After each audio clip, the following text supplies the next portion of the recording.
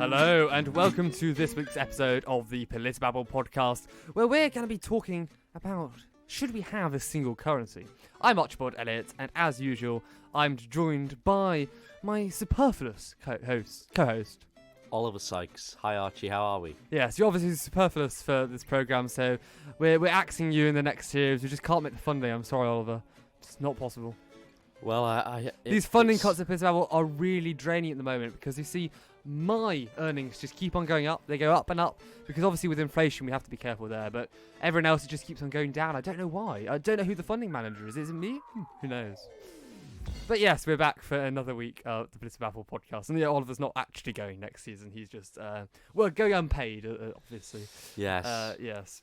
Bit of a shock to the system. He'll be paid in the new currency we're inventing. So if it's actually worth money, he might see some benefit. How's your week been, Oliver?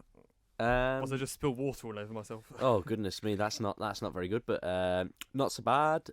Been sort of busy, cracking on with things as usual. Hopefully going to be a bit more prominent on the social media side of the account. So we'll be sort of putting up UK current affairs, Alaman current affairs, general questions. So there'll be a lot more. We'll liven it up a little bit as we begin to sort of open PolitiBabble up to our listeners, not so closed as it has been of recent months. Hopefully get guests on soon. Oh, we've been told we can now actually get guests back on. So our Very offer, exciting. which is long-standing, if you want to become a guest, but we don't know when. And now we can actually get people on, so hopefully we'll get that.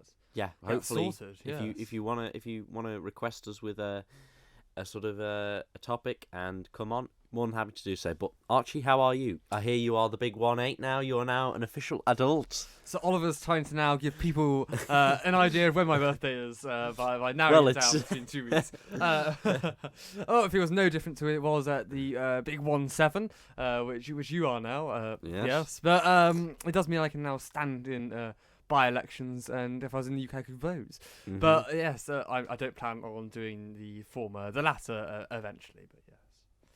Very good, and you'll now be down in the public houses this evening, I imagine. This evening, no, I have far too much Cromwellian foreign policy to be writing. About. Very good, very good.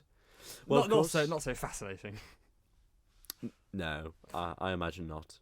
But yes, this week discussing all about the single currency idea of a world which is controlled or influenced by one single currency. Archie, any initial thoughts on this at all? Well, I'm sure if you already know my stance on the euro, I think you'll know my stance on this too. And I would be completely opposed to a single currency. I quite like even if you go away from the monetary side of this fiscal idea, even if you look at the cultural side, having these different currencies around the world, I think that really is a cultural enhancement. We used to have like the French franc, for example, the German mark. We used to have these ideas. Or even the lira in Greece. And I think that just adds so much more interest when you travel.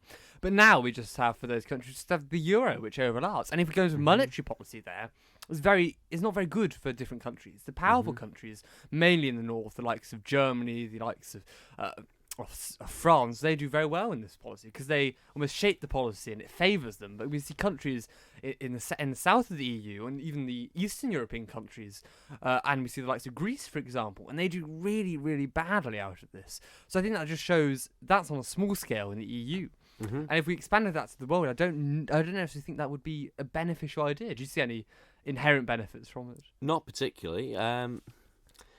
So that's this week's PolitiBabble been and done. We've concluded there shouldn't be a single currency. No, Thank you very much for listening. Look what we have seen. I agree very much with you on this point. As of late we need to find a very opposing topic. I suppose that's when we go to social issues mainly. And that's where we get guests on. Yes.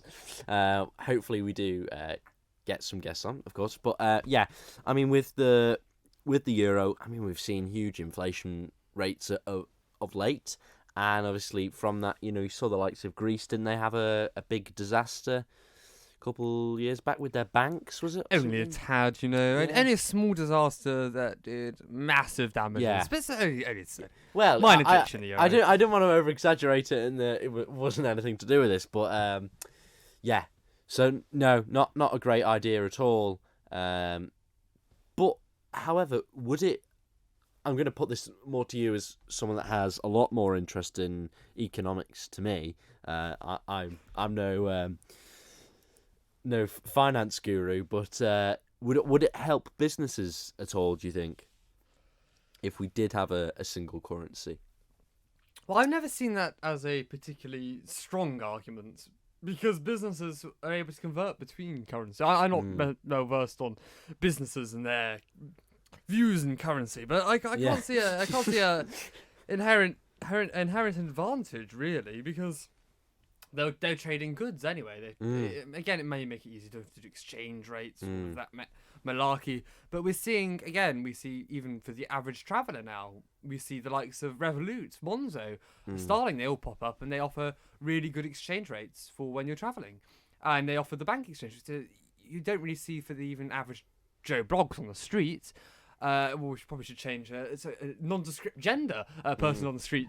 It doesn't really see much difference now. It's not so much we pay at the airport or we go to the exchange bureau and we pay ridiculous fees. It's become a lot more accessible. So I think in business again, I think it may benefit. I'm not particularly sure who it would benefit because my mind mainly comes on expanding from large currency areas that have existed like the euro, and I don't think if we looked at that on a small scale, it's almost a small scale project and we can see it doesn't work. I mean, it could be said that if we were to sort of have a single currency, perhaps it would be better on trade terms.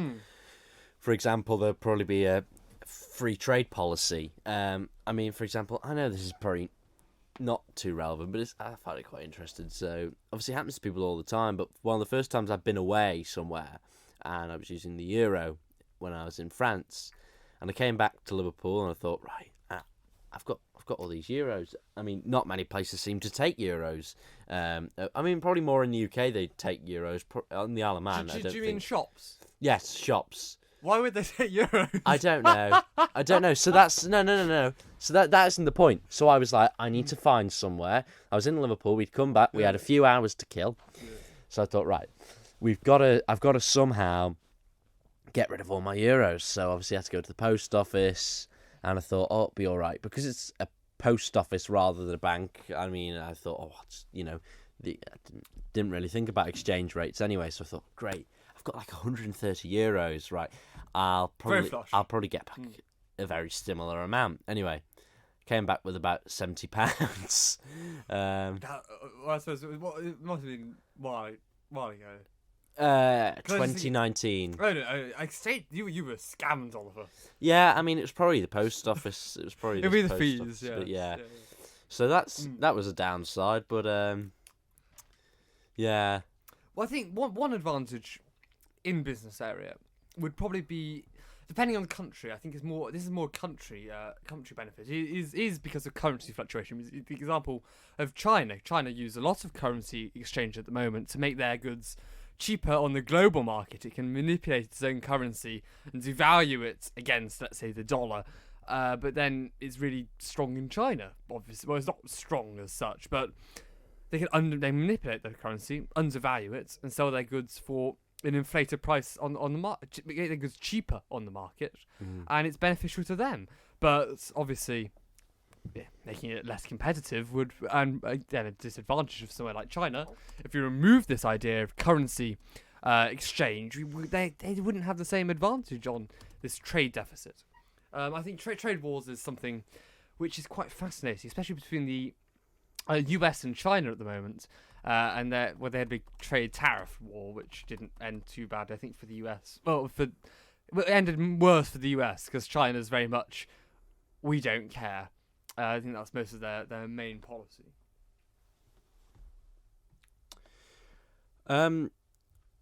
Looking at as we go to a cashless society, do you think that this could influence whether we go to a singular currency? Do you think that could have any impact as cash comes out of circulation and we go to a more sort of using online digital sort of platforms to spend our money on. Are we talking about, let's say I go and I use my debit card or I use contactless? Or are you Yes, saying we're yeah. removing the idea of a fiat currency? Yeah.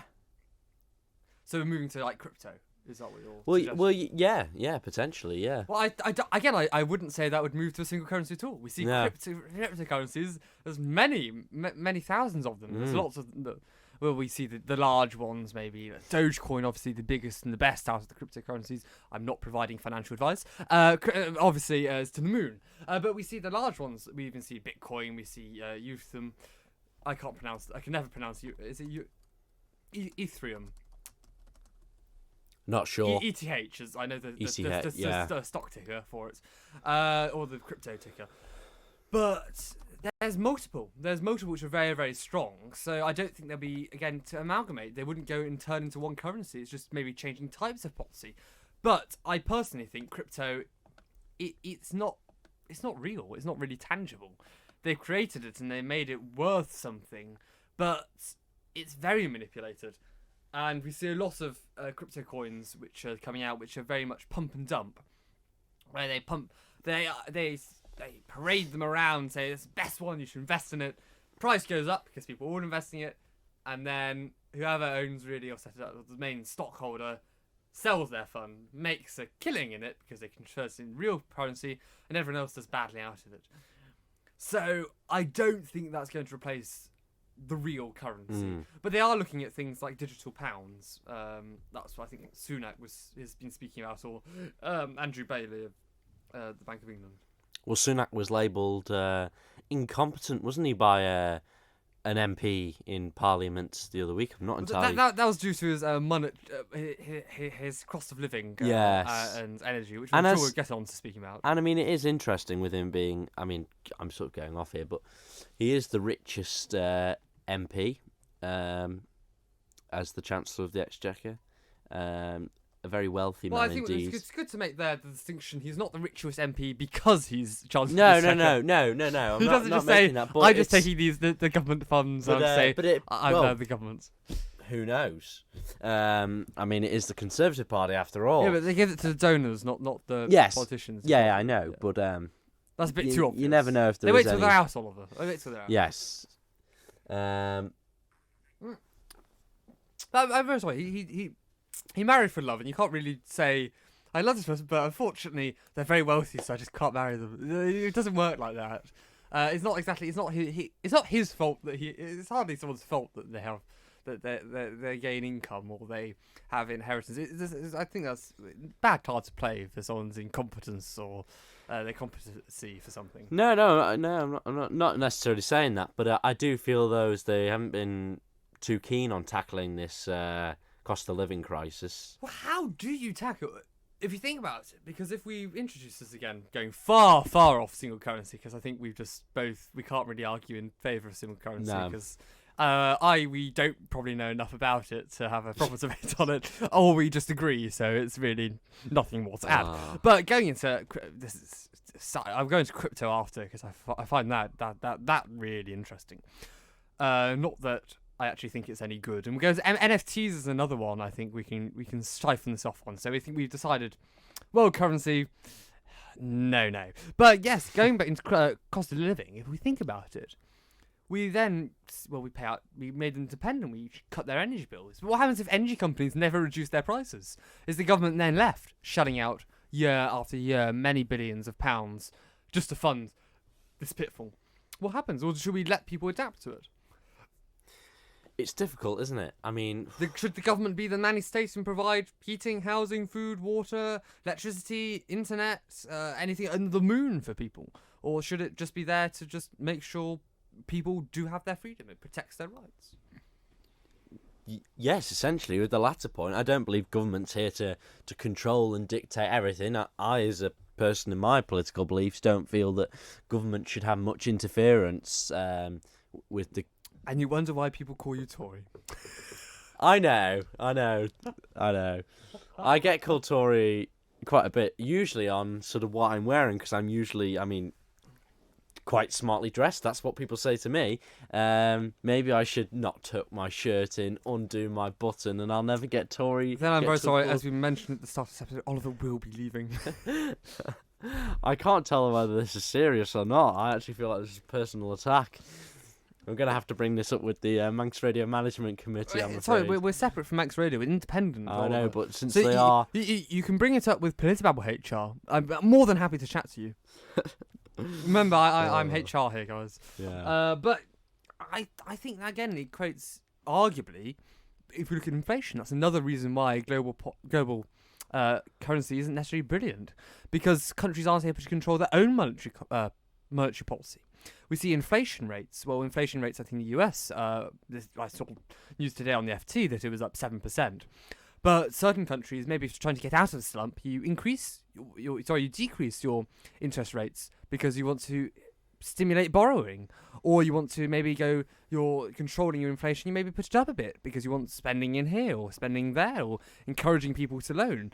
So it gives control on interest rate is incredibly important for a country and their economic stability and kind of their economic plans. So that's again why I think a global currency will be something under like a larger version of the European Central Bank, maybe a world central bank, wouldn't necessarily be beneficial to all, because different countries are in different situations with different governments and different social unrest. So unless we had a world government, which we've sort of touched on with Boris at the leader, because he's world king after all. Of course. I don't think we could really implement the spell. I like the idea of a world government. I agree. No, with individualism. I think that's definitely a word, but individuality. Individuality when it comes to politics. I like the way that different countries do things. I think it's very valuable that things are sort of means tested in a way, and we see different countries doing different things, and we can follow and take different advice from that. The best thing is that we're all individual and we all do go about things in different ways, and I think that's the best thing when it comes down to government and politics, is that, the Isle of Man, we're always, not so much now, but when it came to coronavirus, we were looking at what Jersey and Guernsey were doing all the time when it came to their politics and their. It's ridiculous because Guernsey and Jersey, entirely different weather, entirely different people, entirely different social, entirely different population density. Yeah. So they're not a good example at all. No, but because there's this idea of a small island that's sort of a crown dependency. I mean, why weren't we weren't looking at any of the other crown dependencies particularly. It was just Jersey and Guernsey. But touching on this matter, I don't think it's great. That we have sort of these big entities that sort of can control us in a way. But I'm not sure if you have any further to add. So maybe would you support cryptocurrency then? Because cryptocurrency is entirely non-controlled. It's entirely on the blockchain. So no one regulates it. It's very, very independent. Well, I'm yet to sort of. I know a couple of businesses over here start using them. I believe. Thirsty Pigeon, I think, is one. I drive past it. I've never been in. Yeah. Never will go in, but Is it Crepe Vannin or Le Creperie or something? I don't know. If a place that does crepes or whatever. I saw someone using their sock to pay for something. It's obviously got some sort of crypto thing about it. I really didn't understand. Just saw it on Twitter, and it was like someone paying with their sock for the first time. Let me just go and find that on Twitter. What was it? I'm not sure what it was on. I'll find out. I think a good friend, Michael Josen, might have reshared it. I'm not sure.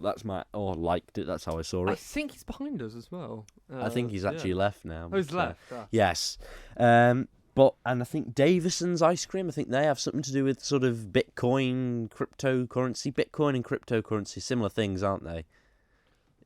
Is Bitcoin is a cryptocurrency. Yeah. So Bitcoin, I think they do it, but not many places over here seem to do it. I'm yet to sort of try it out in a way. It's one of those things you don't like to sort of dipping your toe in the water before I sort of came on to try Oh it. no, they have. Bitcoin has partnered up with Coin Corner to allow That's the the digital one, currency yeah. to be used as payment. I didn't know that. Yeah, I'd heard about the coin.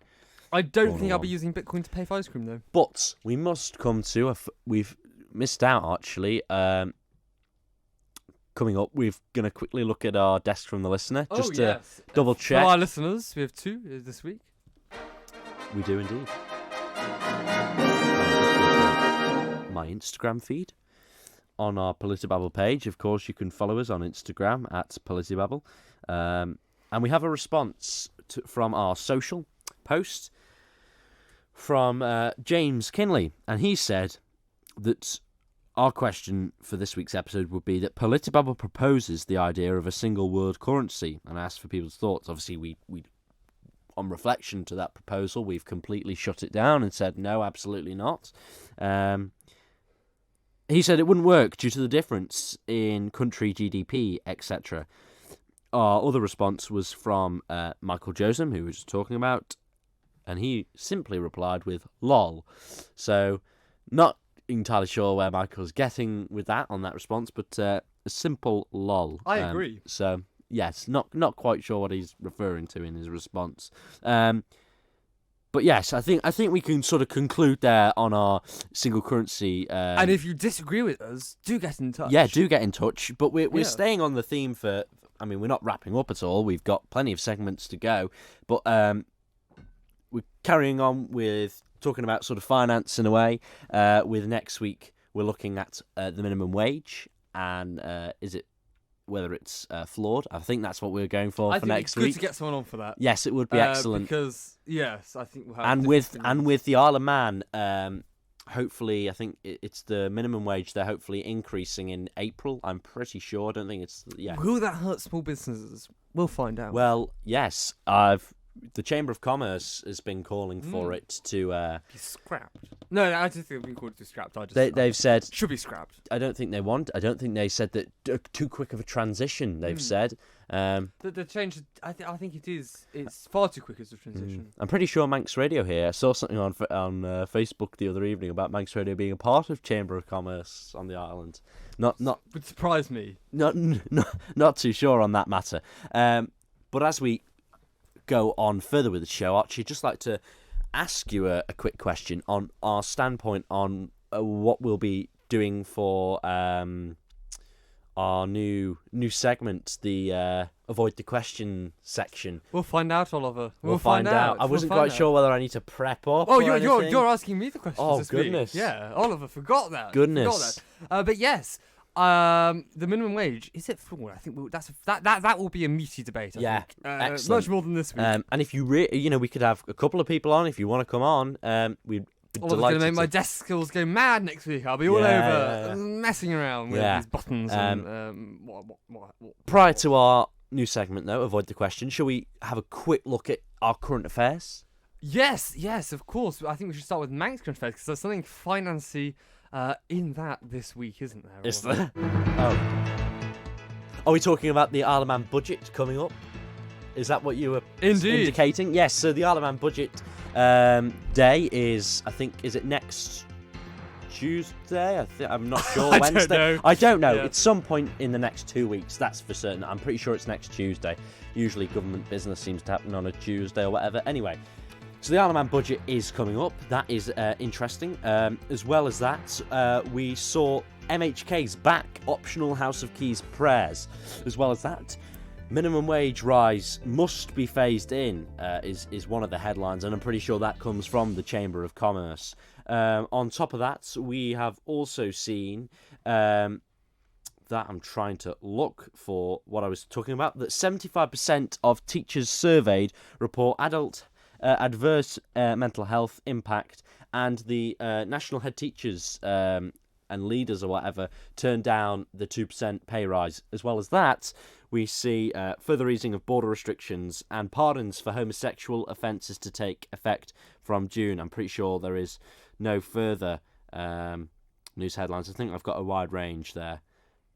Very good. So, budget. Budget. Yes, let's find out. Budget day. IOM Budget day. No, I just want to know, what's your predictions, Oliver? Do you think we're going to have a deficit this year? Do you think we're going to have a surplus?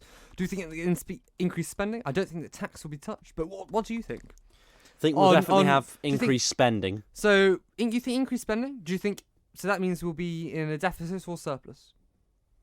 Probably.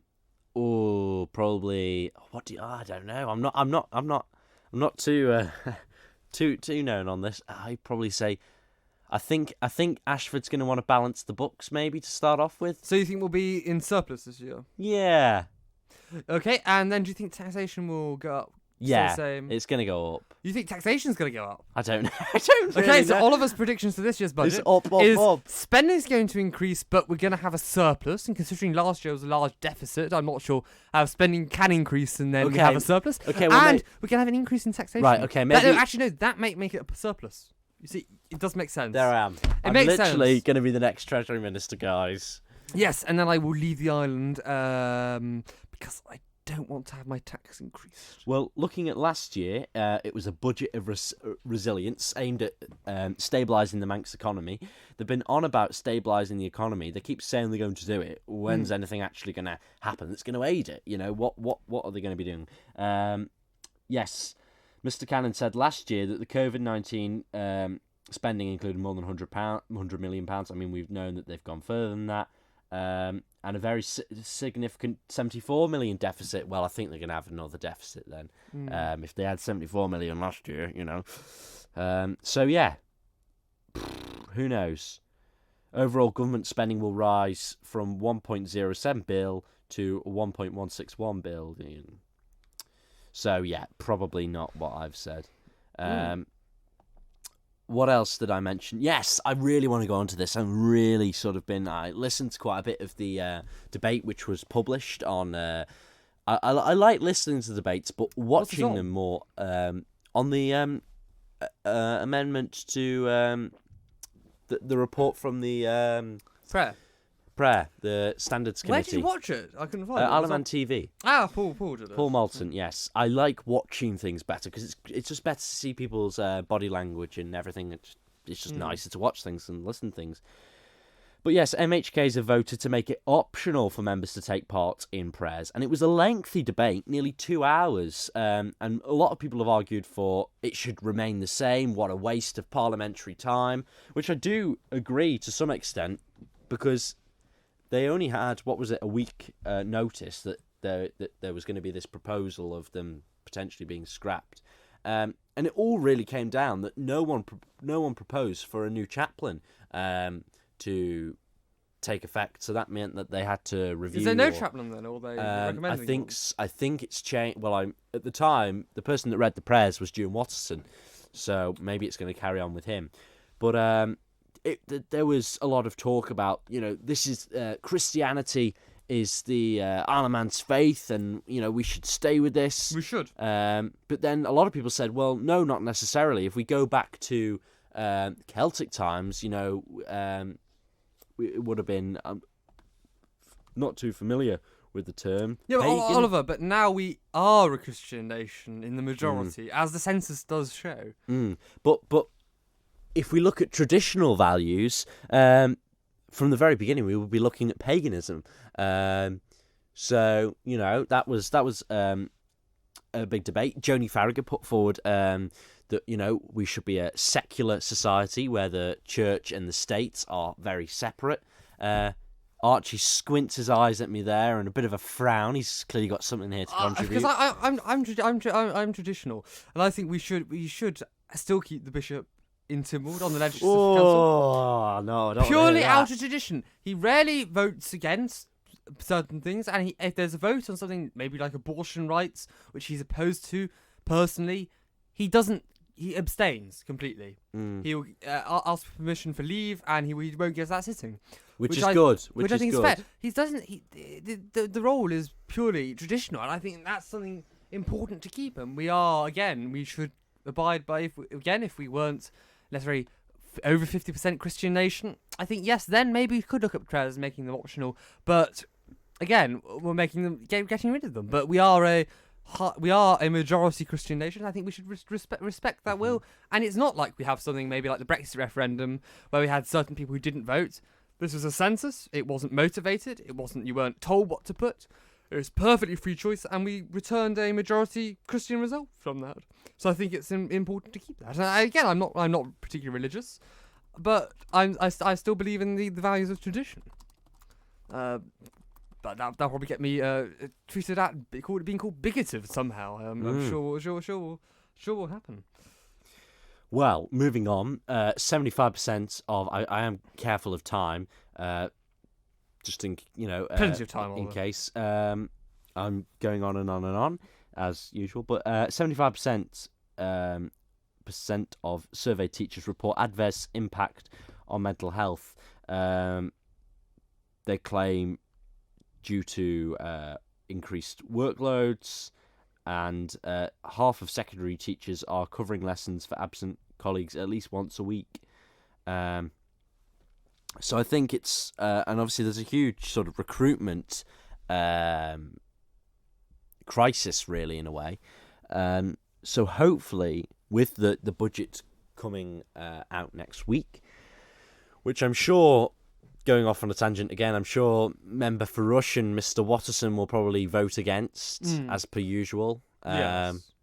I mean, he's fully within his right to do so. I mean, if everyone voted, I suppose his point of view is everyone voted against it, it wouldn't pass, would it? And then there'd be lots of problems. I imagine they'll probably get a few people voting against it at the moment because, like we've seen with the Island Plan, a person who's being very strong backbencher, very anti-government is at the moment, probably throwing a bit of a strop because she wasn't asked to be a part of the government, was Claire Christian. She's been very critical of the government at the moment. But anyway, Dewin will probably, my local MHK will probably vote against it, which I agree with him, because they get, a couple of days or a week before the Pink Book gets released to them, and or the Pink, whatever it is called, and they get to know what's in the budget. There's no debate before the budget. The budget gets passed, and then there's a debate, is it? Or I don't know. There's debate on the day. He argues there's not enough time for scrutiny. Yeah.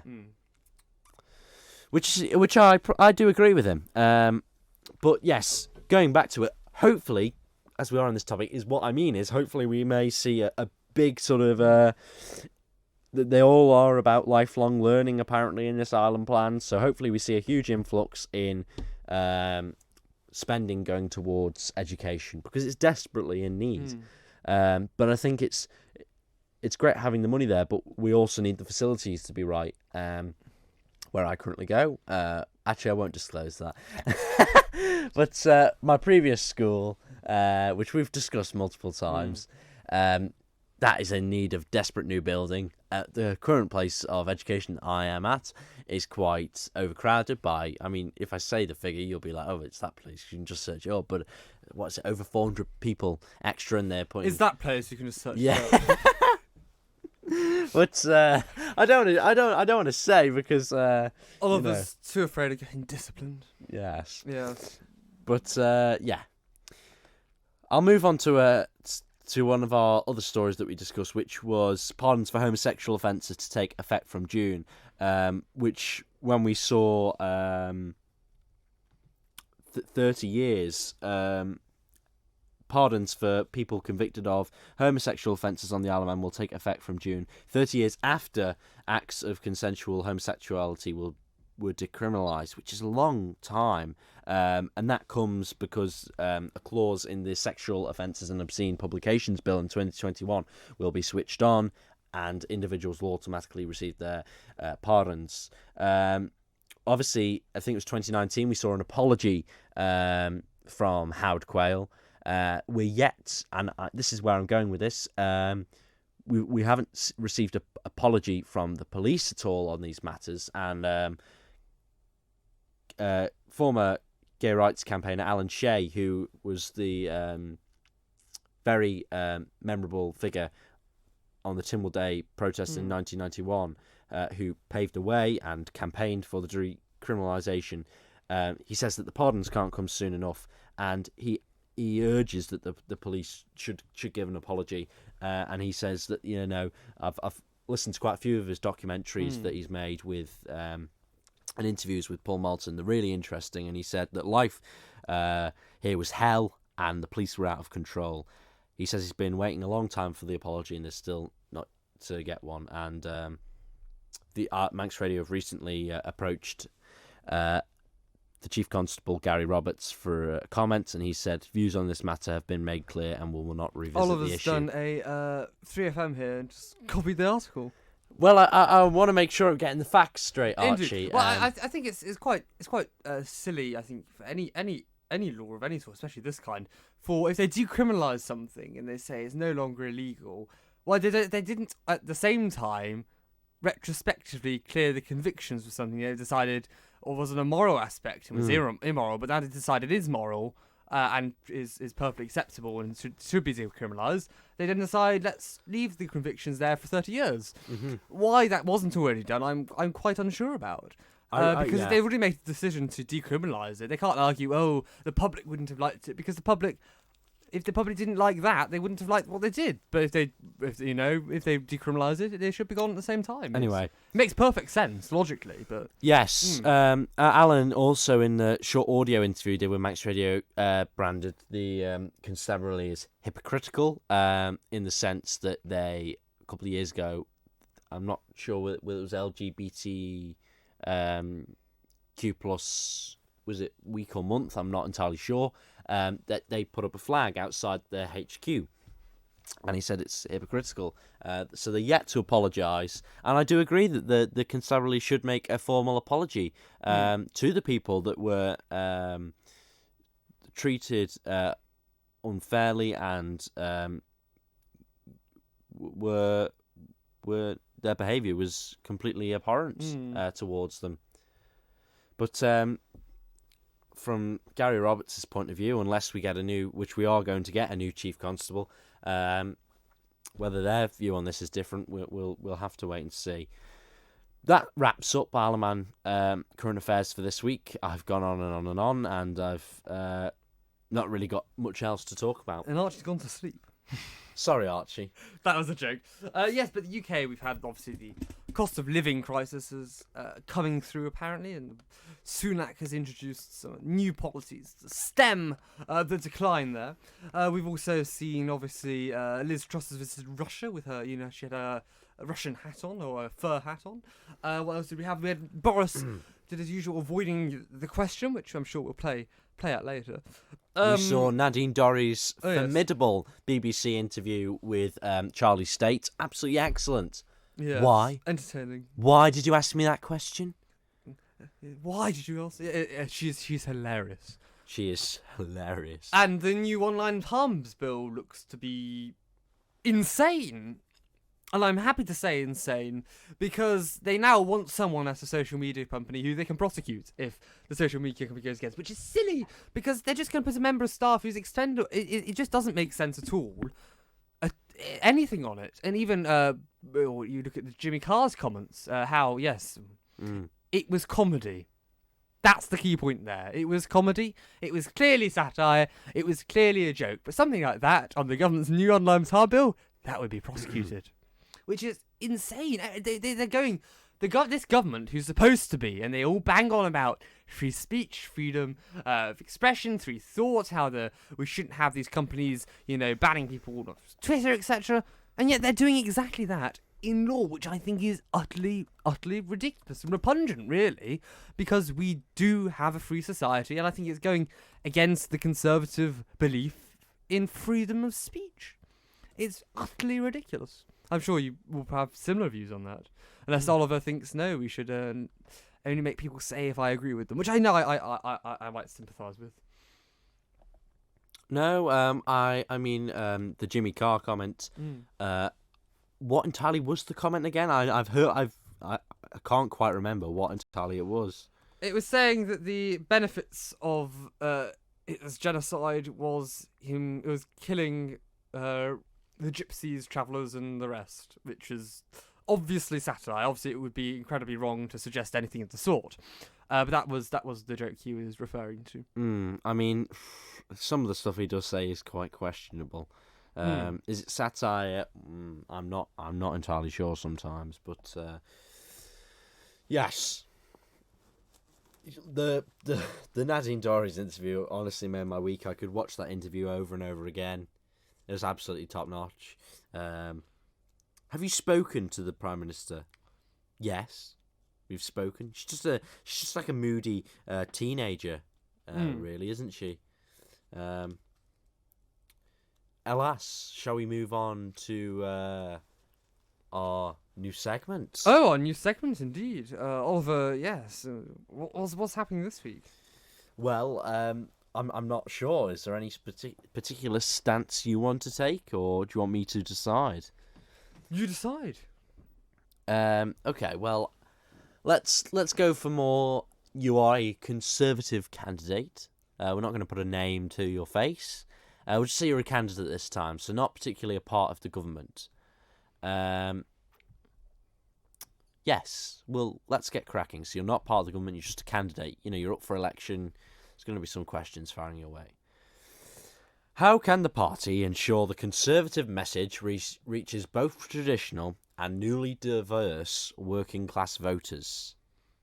Well, the Conservative message will always reach the traditional and the newly diverse working class voters and anyone in between that, for instance, because we are the party, again, for freedom, for standing up for your rights, for standing up for economic prosperity, and for not having dither and delay on policies like our opponents of Labour. How can you... Oliver's been left speechless. How can you become the party, the Conservative Party, of social mobility once more, when the UK remains low in the international rankings of social mobility compared with other advanced nations, Mr. Conservative Well, Oliver, I'd like candidate? you to define the social mobility for me. Well, I will. Because, you see, this is not the question I think you should be asking. The question you should be asking is, how is this government, for example the Conservative Party, aiding people in economic prosperity? Jobs are up. Growth is up. We have the highest GDP growth out of this pandemic than any other country I think in the European Union. And again, jobs are up, economy is up, we are prospering, we're getting back to normal, and we're building back better, Oliver. So I'm very sorry here. I'm not sure what you can see where we're not going forward with this policy. And I must remind you, the government currently in place is entirely different to the governments of the May and the Cameron administration, and all of us have been hampered by the likes of Gordon Brown and the Labour Party, and again, our opposite numbers there, and Gordon Brown selling gold at the record low that put this country's finances in massive trouble. Moving on. See, this is what happens with these traditional medias here. They move on when they're proved wrong.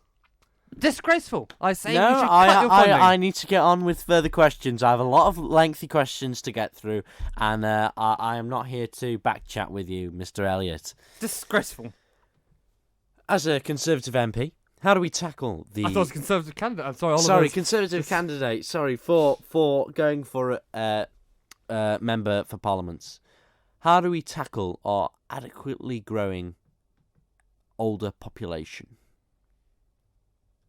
Are you there implying that our older population isn't good? How do we tackle with the issues of older people in our society? Therefore, they require a lot more healthcare. Well, we are putting massive funding back into the NHS. We're clearing the backlog, and we're again providing top-notch aspects for our elderly people, very vital to survival of our society.